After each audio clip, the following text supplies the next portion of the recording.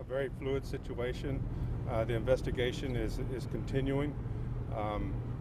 As the morning rolls forward, we're going to bring some more information to you. This is just, as I mentioned, just very preliminary.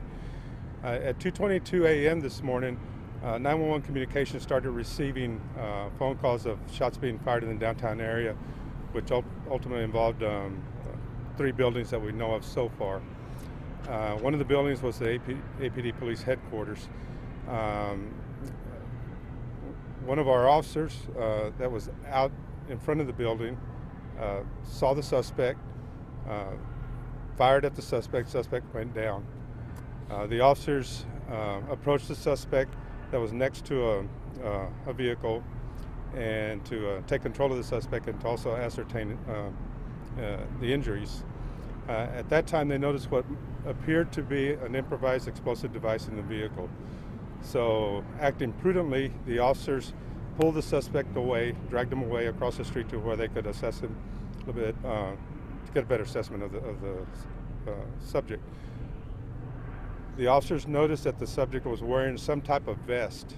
At that point, being the fact that we were dealing with possible improvised explosive devices, they backed away from the suspect.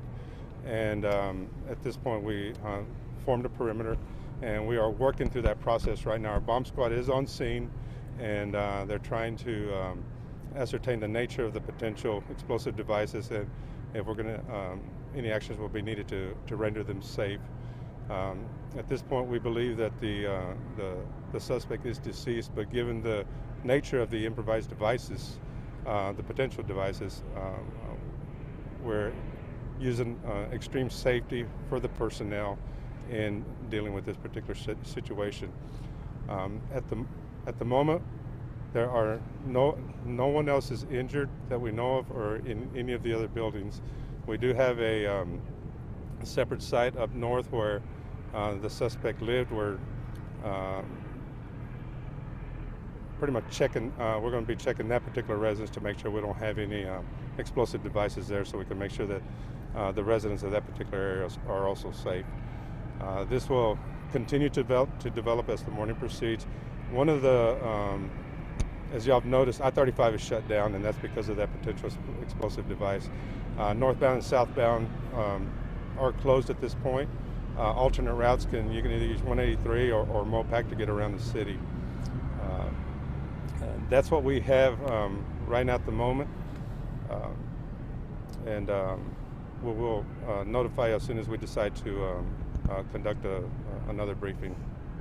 Who was this man? Okay, at this point, it's too early in the investigation to be even. We're trying to confirm the information that we're developing as we speak. Do you know any of the other buildings that were hit? Or can you say?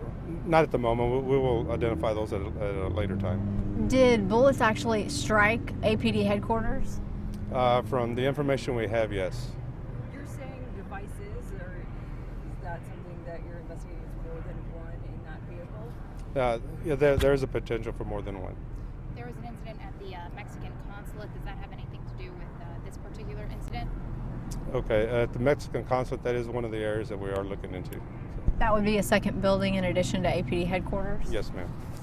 Take one more. Good. Thank you. Thank you.